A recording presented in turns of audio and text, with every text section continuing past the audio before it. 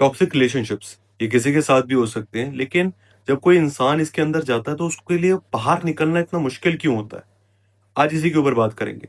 हाय, मैं हूं प्रभात, मैं साइकोलॉजी स्टूडेंट और आज हम लोग बात करेंगे the psychology of toxic relationships. पहले हम समझते हैं कि टॉक्सिक रिलेशनशिप होते क्या है। देखो, टॉक्सिक रिलेशनशिप कोई भी ऐसा किसी इंसान के साथ कनेक्शन हो सकता है या फिर किसी भी चीज के साथ कनेक्शन हो सकता है जो तुम्हारी वेलबींग को हार्म करेगा, जो तुम्हें इमोशनली, मेंटली, फिजिकली, साइकोलॉजिकली तोड़ेगा, परेशान करेगा। इसके कॉमन फीचर्स हमें देखने को मिलते हैं: manipulation, constant criticism, lack of respect, gaslighting या फिर किसी इंसान को सपोर्ट ना करना या मिसअंडरस्टैंड करना। लेकिन इतना कुछ होने के बाद जब किसी इंसान को पता चलता है कि यार ये इंसान मुझे मैनिपुलेट कर रहा है, मुझे क्रिटिसाइज करता है, मेरी इज्जत नहीं करता, फिर भी वो इंसान दूसरे को छोड़ते क्यों नहीं? क्या रीजन है इसका? वो समझते हैं। Para neurochemistry of addiction. देखो, हमारा ब्रेन क्या करता है ना, हमें रिवॉर्ड करता है। जब भी हमारे साथ कुछ अच्छा होता है हमें देता है वो dopamine, oxytocin. These are called feel good hormones. भले ही रिलेशनशिप खराब हो, लेकिन उसमें जो कभी कभी एक इंसान को थोड़ी सी वैलिडेशन मिलती है, थोड़ी सी काइंडनेस मिलती है कि यार ये इंसान मेरे से अच्छे से बात कर रहा है, मेरे से प्यार करता है, ये करता है, वो करता है।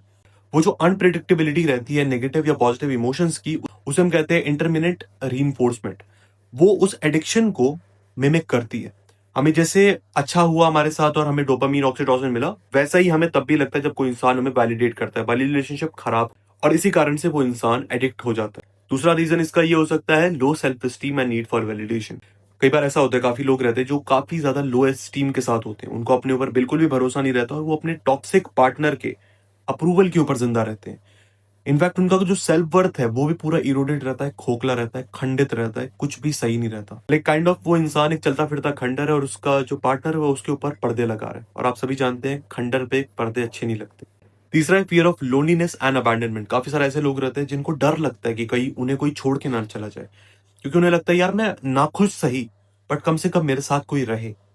ये बहुत ही खतरनाक थिंकिंग है ना अपने आप में। क्यों? इसका रीजन है इनका चाइल्डहुड। कई बार काफी सारे केस में इनका चाइल्डहुड रहता है, कई बार ऐसा नहीं होता, क्योंकि जो अनरिजॉल्व चाइल्डहुड पैटर्न्स है पेरेंटिंग के कारण, है ना, कि बचपन में निग्लेक्ट करा अपने बच्चे को, ध्यान नहीं दिया उसके ऊपर, काफी दूर रहे, उतना प्यार नहीं दिया, क्रिटिसाइज करा।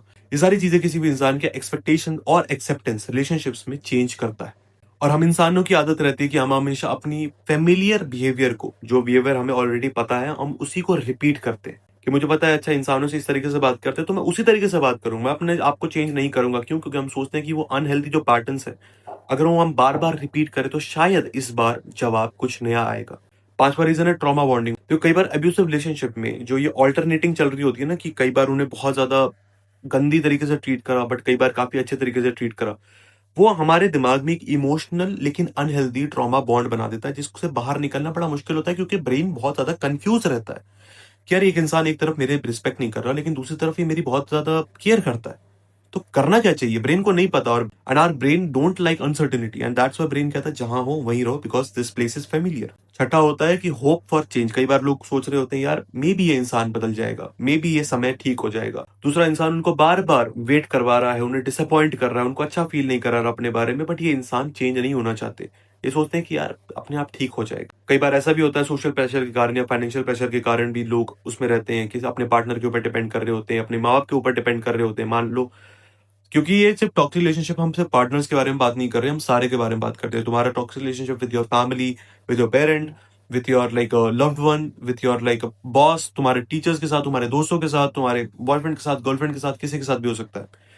उस केस में हम या तो उनके ऊपर फाइनेंशियली डिपेंडेंट रहते हैं, कल्चरली डिपेंडेंट रहते हैं, बच्चों के कारण डिपेंडेंट रहते हैं। पार्टनर्स में होता है ना, बच्चों के कारण डिपेंडेंट रहते हैं, तो उनको छोड़ना नामुमकिन सा हो जाता है। और यही सारे कारण से हमारी मेंटल हेल्थ के ऊपर बहुत ही ज्यादा इफेक्ट हो रहा होता है। कोई लोगों को एंजाइटी के इश्यूज होते हैं, कॉन्स्टेंट स्ट्रेस में वो बंदा रहता है, लाइक काइंड ऑफ उसे लग रहा होता है कि यार कुछ बस खराब ना हो, मैं लाइक कैसे भी करके लड़ाई ना करूं, है ना। वो इंसान अपने आप को और ज्यादा अकेला महसूस करने लग जाता है, डिप्रेशन की तरफ जाने लग जाता है, सपोर्ट नहीं मिलता उसको। कभी कभी लाइक लोग उस रिलेशनशिप से बाहर भी निकल जाते हैं, अपना घर छोड़ भी देते हैं, फिर भी वो चीज उनके जहन से बाहर नहीं निकलती, बिकॉज वो इंसान उससे बाहर निकला है, लेकिन वो सिचुएशन आज भी उसके अंदर ही है, वो बाहर नहीं निकली अभी तक। उसके कारण जो लो सेल्फ एस्टीम है, उस कारण से उस इंसान को लगता है यार मैं एक अच्छा इंसान नहीं हूँ। जिनको ऐसा महसूस होता है कि वो डिजर्व करते हैं कि कोई इंसान उनको घटिया तरीके से ट्रीट करे, लेकिन ऐसा होता नहीं, यू डिजर्व बेटर, बट उनको यही लगता है। और लॉन्ग टर्म टॉक्सिक रिलेशनशिप्स के कारण एक इंसान को पीटीएसडी हो जाता है, पोस्ट ट्रॉमेटिक स्ट्रेस डिसऑर्डर, क्योंकि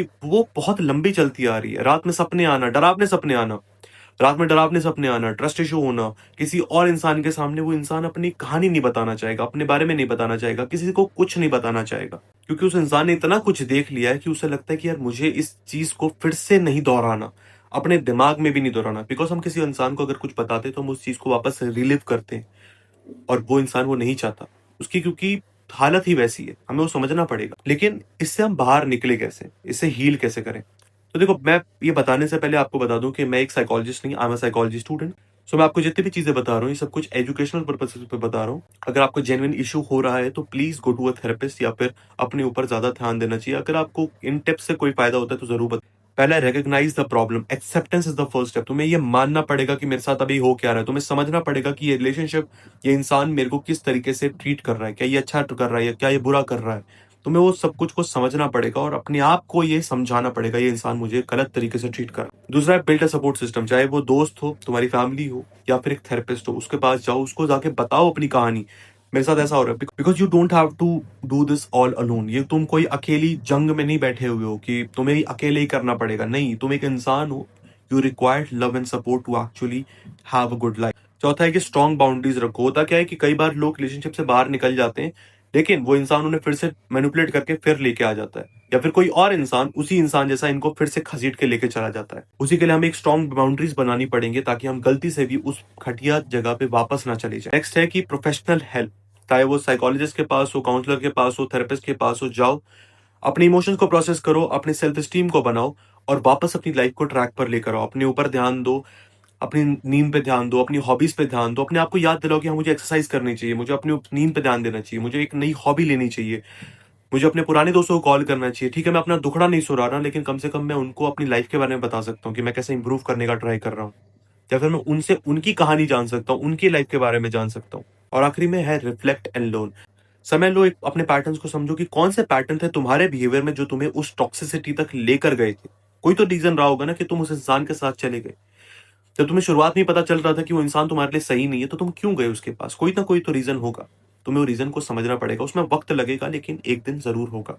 क्योंकि टॉक्सिक रिलेशनशिप बहुत ही मुश्किल होते हैं, इसमें रहना मुश्किल है, इससे बाहर निकलना मुश्किल है, इससे हील होना भी मुश्किल है। लेकिन इसका मतलब ये नहीं कि तुम प्यार डिजर्व नहीं करते, खुशी डिजर्व नहीं करते, रिस्पेक्ट डिजर्व नहीं करते, वक्त डिजर्व नहीं करते।